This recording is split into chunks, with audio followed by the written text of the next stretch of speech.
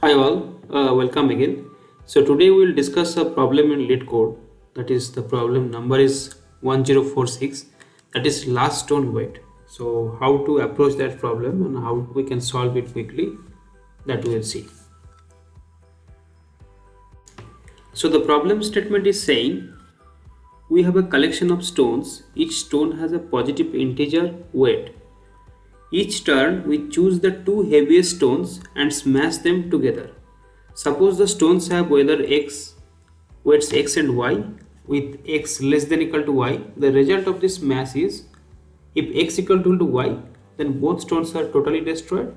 If x not equal to y, the stone of weight x is totally destroyed and the stone of weight y has a new weight called y minus x. At the end, this is at most one stone left. Return the weight of this stone or 0 if there is no stones left. So we will see this thing with an example. So what it is basically saying is we have given one array, okay, and each and every element is a weight of a stone, okay. So every time we have to pick the two highest stones, like heaviest stones. So here the first heavy stone is 8, then the second heavy stone is 7. Then we have to check what is the difference between them. So 8 is 1. So we have to destroy this 8 and 7 and put the difference again in this array. So the array will become 2, 4, 1, 1 and this difference 1. So it is 2, 4, 1, 1, 1. Next time again we have to pick from here. Same logic. The highest one and the second highest one. That is 4 and 2 in this case. And the difference is 2. So we have to put it back here. So 2, 1, 1, 1. Now it will become. Now next time highest and second highest, that is 2 and 1. The difference is 1. So we have to put it back. So total it will be 1, 1, 1. Next iteration, it will be highest is 1, second highest is also 1. So the difference is 0. That means we don't have to put back anything. We have to destroy both.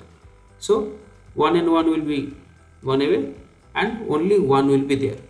So as only one stone is here, so this will be my answer. That is the last stone weight. So suppose one case may arise where nothing can be there. Suppose only 1 and 1 is left, then we chose both actually and the difference is 0, then we have to return 0. Or maybe 2 and 1 is left, then 2 minus 1, 1 will be the answer. Okay, so the last stone weight we have to tell. And I will do this solution in Java, but before that I will talk about like how to solve this. Then you can do it in any language as per your. So now we will discuss the approach, like how we can resolve this. So the problem statement is clear now.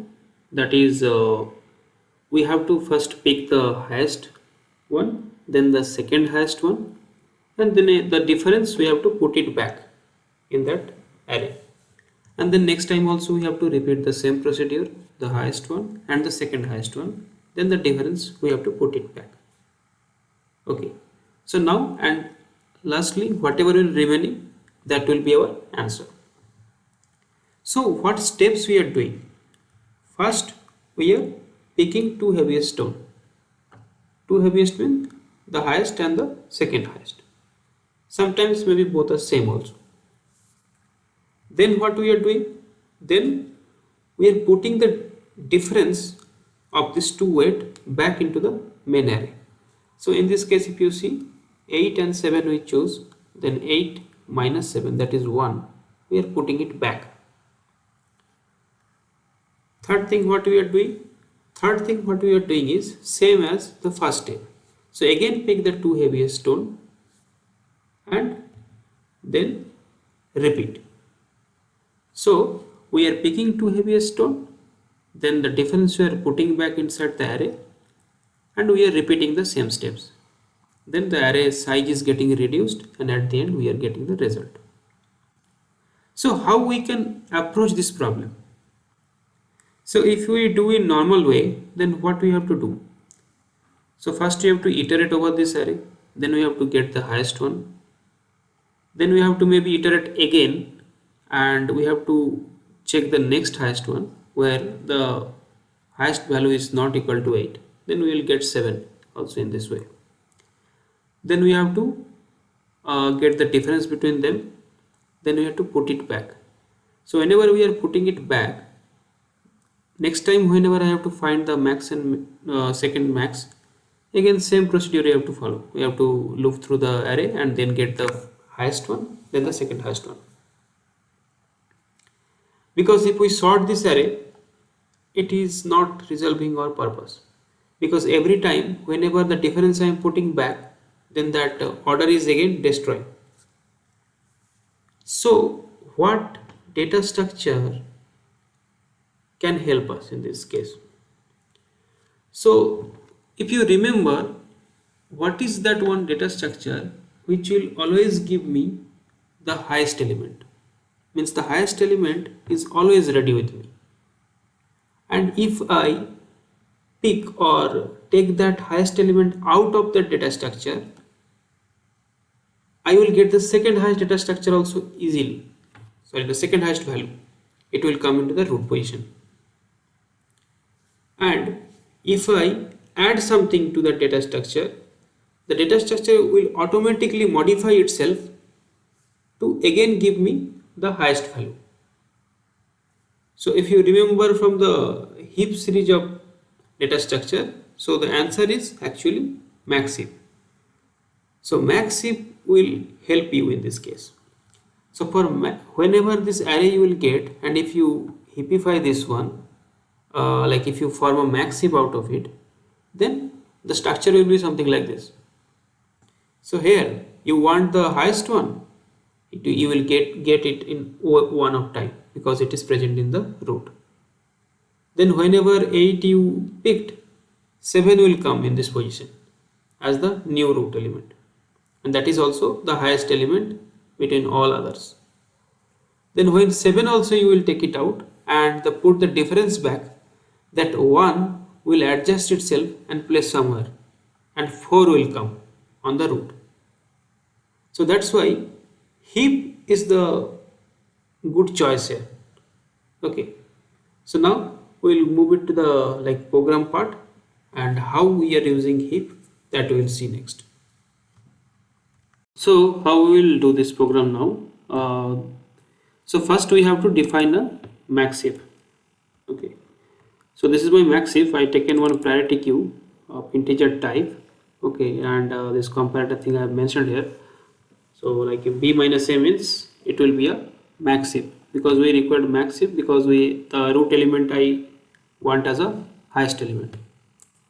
Next I have to, from the input array, I have to fill this max heap. That is, I will define integer stone, then stones, and here max heap dot add stone.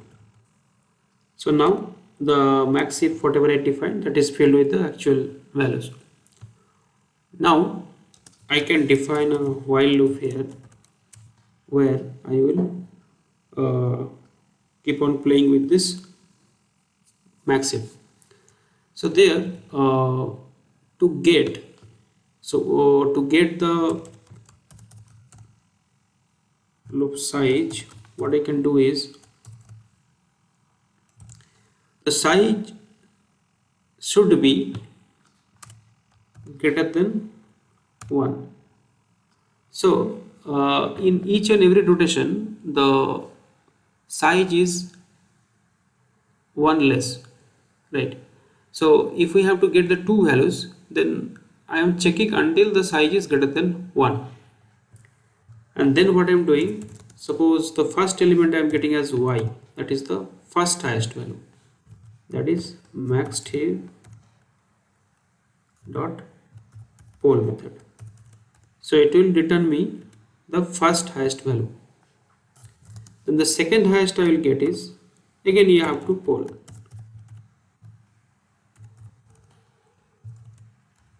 So if you all know about this poll method, the poll method means it will return me the root element and it will delete also from the actual structure. So if I 5 elements are there in a max heap and I poll, then now 4 elements will be there. The max value will come out. Okay. So first time if I poll, I will get the highest one. Second time if I poll, then I will get the second highest one. Okay. Now I have to check if y not equal to x. Okay, so if y not equal to x, that condition only we have to push it back to the max heap. So if y equal to x, that thing we don't have to consider at all. So if y is greater than x, that means when we got in this main array, for this example, my y is actually 8 and my x is actually 7 in this case. So that time y not equal to x, and that time we have to add the difference, that is y minus x. Okay, so if y is 7 and x is 7, then nothing I have to do, I have to just continue. Okay, so now when it will complete, okay, when it will complete, that time last one scenario can come where max heap size will be just 1. Okay, because we are stopping it when the size is greater than 1. Okay, so in some scenario only, suppose in this case only 1 is present, so that time that will be only result that is max heap dot size, if it is equal to 1, then we have to return max heap dot peak, means whatever last present, just we can return that value. Peak means the root element I have to return but not to delete. So you can delete also, or you can just peak also, because the only thing is we are returning the result. Or else if no elements are present, that means we have to return 0. Okay, so let's run the program and check if there are any compilation issue or not.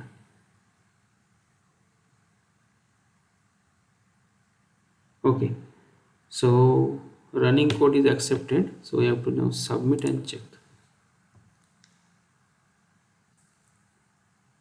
Yeah, it is succeeded, and the time is taken also less.